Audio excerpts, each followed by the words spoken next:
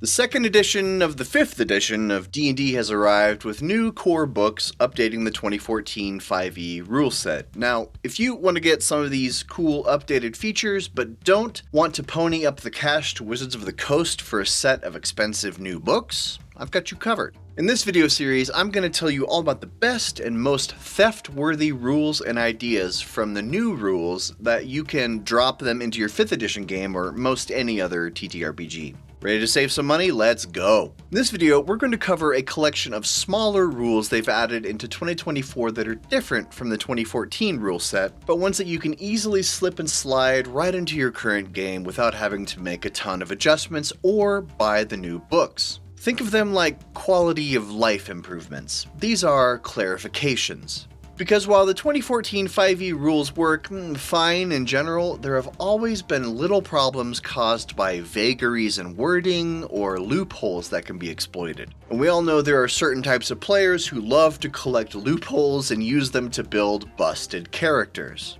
Sometimes this leads to them having fun at the expense of others at the table, which turns into a problem. And while 5.5 doesn't fix every single one of these, there are definitely pieces you can borrow here to drop into vanilla 5e to make the game run better.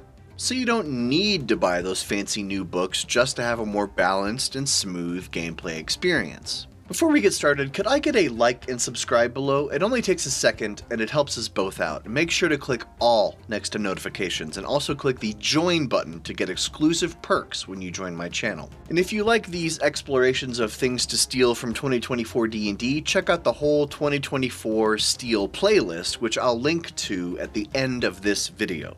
First on our list is how surprise works. This has always been one of the most homebrewed elements, and it gets an improvement here that I think is well worth stealing. Instead of a surprise round or a surprise condition, now surprise is simply disadvantage on initiative. So the GM makes the determination if anyone is surprised based on the narrative and gives those creatures disadvantage. Simple, quick, and effective. Everyone still gets to act in the first round of combat, but now the order could be greatly impacted by battle readiness. Before, surprise could completely wreck the flow of an encounter since we know that the first round is almost always the most important.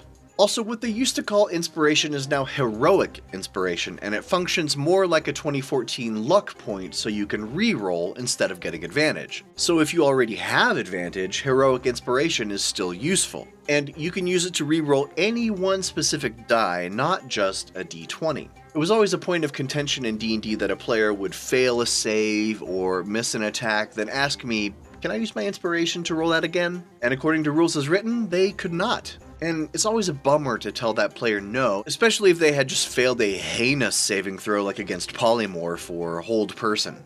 Well, now they can re-roll with inspiration, so you don't have to have that conversation anymore. And this buff is welcome since they so severely nerfed the lucky feat in 2024. Now let's talk about healing potions. Since even before 5e came out, many tables have allowed healing potions as a bonus action. Although rules as written, it required a full action in the 2014 5th edition. Well, now bonus action healing potion is an official rule, so you might as well steal it. The way I house rule this is the same way that Brian Murphy from NADPOD does it, and that is, if you use your full action, you get the max healing from the potion with no roll needed. But I only do this with common healing potions. Higher powered healing potions always require a roll. Now, you may be thinking, well, since bonus action healing potions greatly increases the amount of hit points going around, I'm gonna have to make combats tougher. And to that I would say, maybe, but remember, as the GM, you have complete control over the availability of healing potions in your world.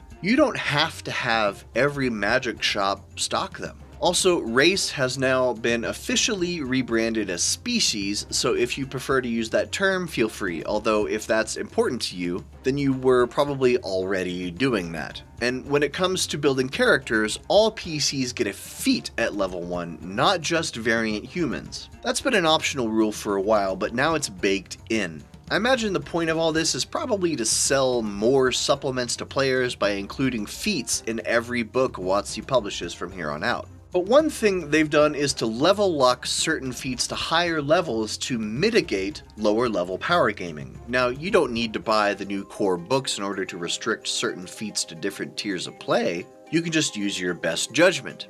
When the PCs are building their characters, if they want to pick a feat that you think is too OP for tier 1 play, you can just veto it and ask them to pick another one. And speaking of character building, the useless system of ideals, bonds, and flaws is all gone. 4E had a better system for this anyway, which you can learn by checking out my 4E video series. Now about moving through enemy and ally spaces, you've always been able to move through an ally space, but now you can officially move through an enemy space if it is incapacitated or 2 sizes larger or smaller than you. So your human can leap over a fairy or your halfling can sneak under a storm giant. This doesn't change how opportunity attacks work, so that still applies, and while you can't willingly end your turn in another creature's space, if you somehow do, say because of forced movement, you end up prone when that happens, and this is a good compromise to the problem of 2 characters being in the same physical space. There have also been some changes to Invisibility.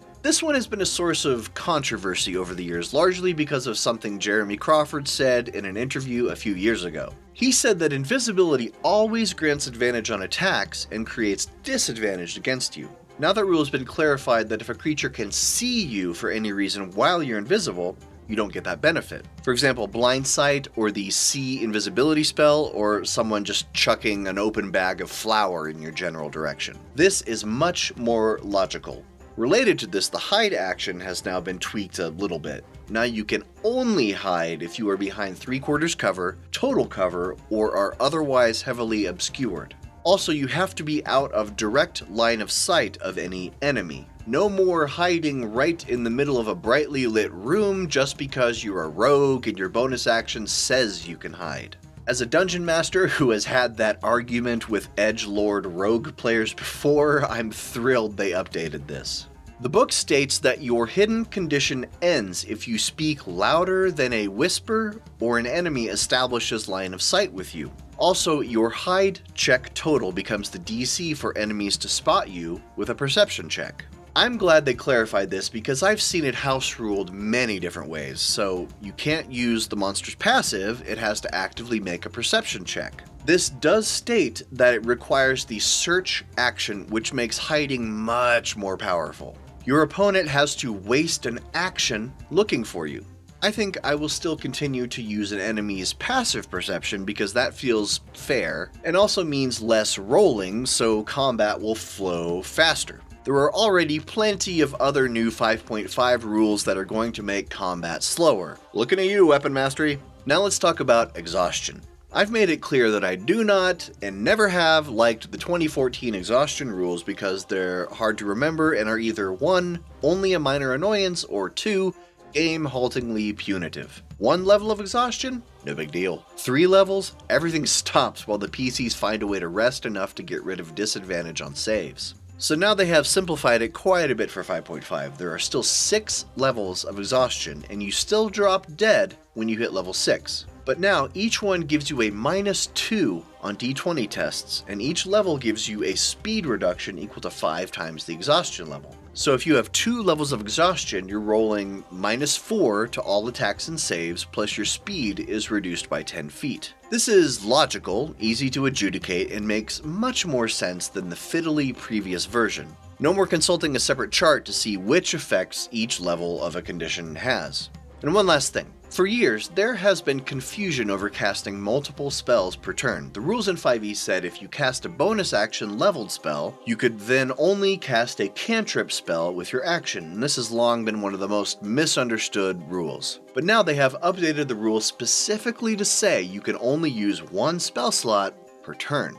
And there we have this installment of rules you should steal from 5.5, so you don't need to go buy those expensive new core rulebooks. Now, should you buy the books? If you're looking for the updated art, and all the spells, and backgrounds, and species, and all the other stuff, then possibly, yes, it's a good book. But if you're perfectly happy with the good old 2014 5th edition and just want to steal the best bits, that's what I'm here for. And with that, I'm out. Until next time, I'm GM Jim. Now go have fun mixing and matching rules into a homebrewed monster that's fun for you and everyone else at your table.